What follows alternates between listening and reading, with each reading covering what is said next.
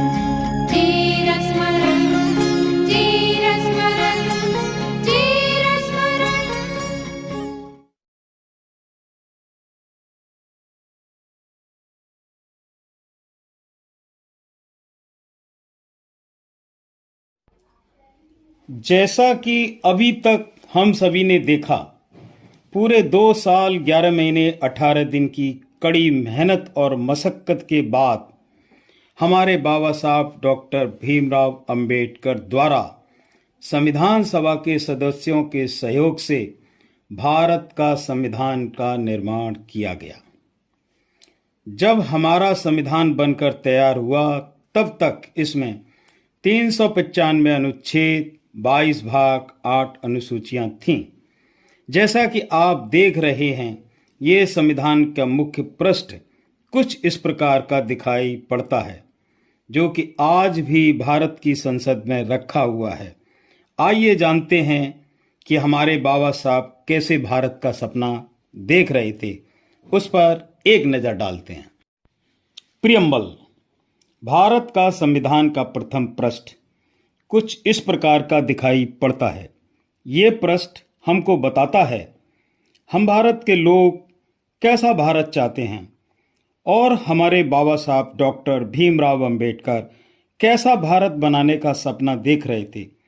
इस प्रियम्बल को ही संविधान की उद्देशिका के नाम से जाना जाता है। आइए संविधान की प्रियम्बल अर्थात उद्देशिका हमें क्या समझाती है, आइए सरल भाषा में समझते हैं। हम भारत के लोग भारत को एक संपूर्ण प्रभुत्व संपन्न समाजवादी धर्मनिरपेक्ष लोकतंत्रात्मक गणराज्य बनाने के लिए तथा उसके समस्त नागरिकों को सामाजिक, आर्थिक, राजनीतिक न्याय, विचार, अभिव्यक्ति, विश्वास, धर्म और उपासना की स्वतंत्रता, प्रतिष्ठा और अवसर की समता प्राप्त कराने के लिए तथा उन सब में व्यक्ति की गरिमा और राष्ट्र की एकता और अखंडता सुनिश्चित कराने वाली बंधुता बढ़ाने के लिए दृढ़ संकल्प होकर अपनी संविधान सभा में आज तारीख 26 नवंबर 49 को एतद द्वारा संविधान को अंगीकृत, अधिनियमित और आत्मर्पित करते हैं। हम भारत के लोग आज ये संविधान अपनाते हैं, समाजवादी धर्मनिरपेक्ष राष्ट्र को गले लगाते हैं। मिलेगा हर तरह का न्याय, बोलने की आज़ादी, मिलेगी समानता सबको, देश की जो आबादी, बंधुता बढ़े हर एक से, हर व्यक्ति इज्जत पाए, राष्ट्र हमारा रहे अखंड, एकता बढ़ती जाए। 26 नवंबर 1949 दृढ़ निश्चय हम करते हैं, संविधान को अंगीकृत आत्मर्पित करते हैं। हमारे देश का नाम क्या होगा, हमारा देश किस नाम से जाना जाएगा, ये भी हमारे बाबा साहब ने संविधान के अनुच्छेद 1 में बताया है। बाबा साहब ने कहा था कि हमारा देश भारत अर्थात इंडिया के नाम से जाना जाएगा। हमारे बाबा साहब डॉक्टर भीमराव अंबेडकर ने अनुच्छेद 393 में लिखा है, हमारे देश का संविधान भारत का संविधान के नाम से जाना जाएगा। हमारे बाबा साहब डॉक्टर भीमराव अंबेडकर ने कहा था, हमें अपने पैरों पर खड़े होना है, अपने अधिकार के लिए लड़ना है, तो अपनी ताकत और बल को पहचानो, क्योंकि शक्ति और प्रतिष्ठा संघर्ष से ही मिलती है।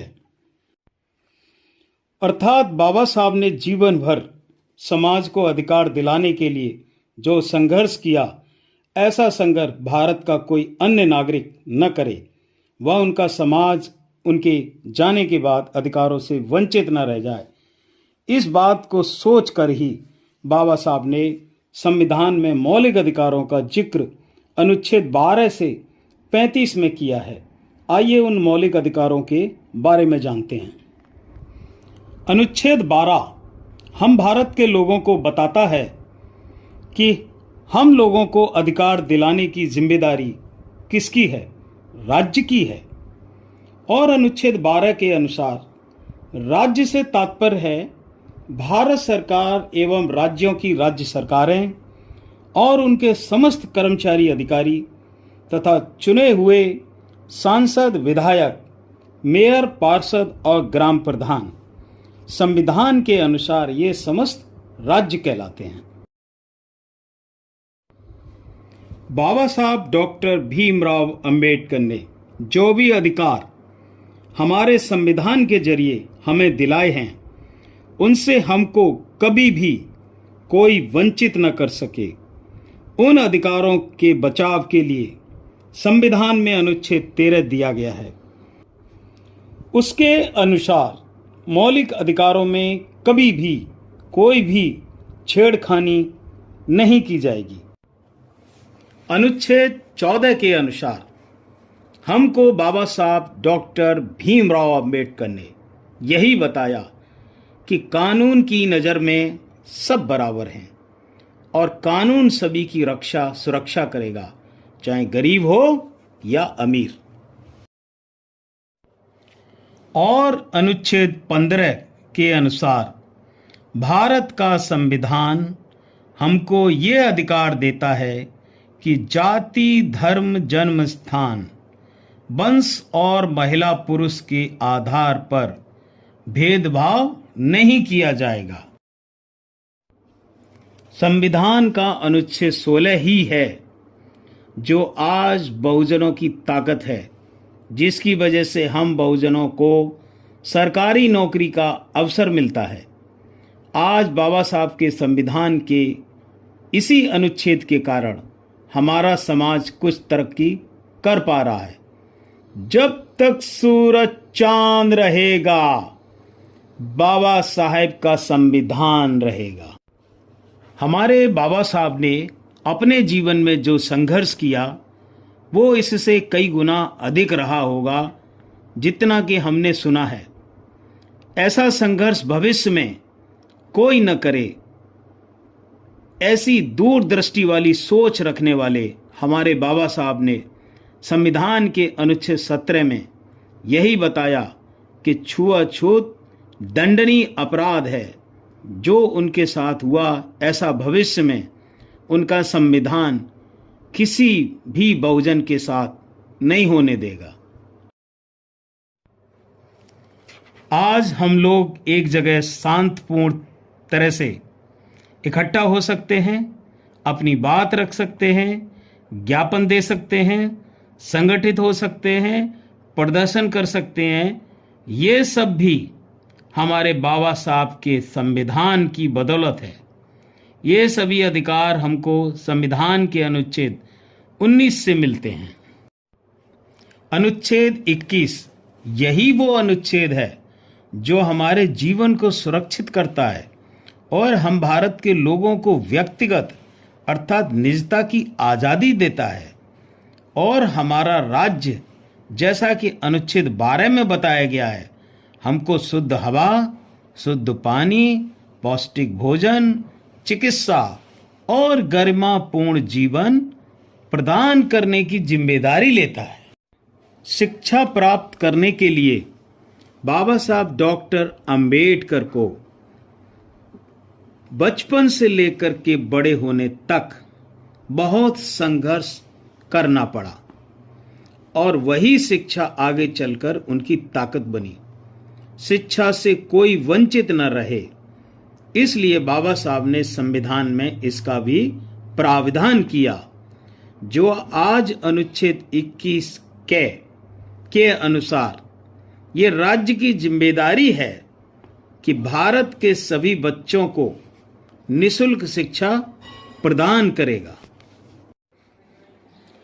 हमारे बाबा साहब डॉक्टर भीमराव अंबेडकर के लिए शिक्षा सबसे बड़ी शक्ति बनी। इसीलिए संविधान में बच्चों की शिक्षा पर बाबा साहब ने अधिकतम जोर दिया और संविधान के अनुच्छेद 24 की वजह से ही बच्चों का कारखानों में काम करना निषेध प्रतिबंधित किया गया। आज भी ऐसा लगता है कि बाबा साहब डॉक्टर भीमराव अंबेडकर हमारे बीच एक अभिभावक की भूमिका अपने संविधान के जरिए निभा रहे हैं, क्योंकि ये जो संविधान के अनुच्छेद 41 में लिखा गया है कि राज्य की जिम्मेदारी है वो भारत के समस्त नागरिकों को शिक्षित करे और काम दे तथा बीमार, बूढ़े, बेरोजगार और मानसिक व शारीरिक रूप से कमजोर लोगों को गरिमापूर्ण जीवन व उनकी देखभाल करे। भारत का संविधान अनुच्छेद 326 सबसे महत्वपूर्ण अनुच्छेद है, क्योंकि हम भारत के लोगों अर्थात भारत के समस्त नागरिकों को बाबा साहब डॉक्टर अंबेडकर ने इसमें सबसे बड़ी शक्ति प्रदान की है। इस अनुच्छेद में भारत के 18 वर्ष के युवा, बूढ़े बुजुर्ग व माता बहनें सभी को वोट करने का अधिकार, अपनी सरकार को चुनने का अधिकार प्रदान किया है। आज भी बाबा साहब डॉक्टर भीमराव अंबेडकर हमारे बीच मौजूद हैं। ये बात हम भारत के लोगों को तब महसूस होती है जब हम बाबा साहब का दिया हुआ अपने भारत का संविधान पढ़ते हैं। संविधान के हर एक पृष्ठ में हमारे बाबा साहब की झलक नजर आती है। उनके द्वारा किया गया संघर्ष व भारत के लोगों के प्रति उनका स्नेह, आत्मीयता संविधान के अनुच्छेदों में नजर आती है।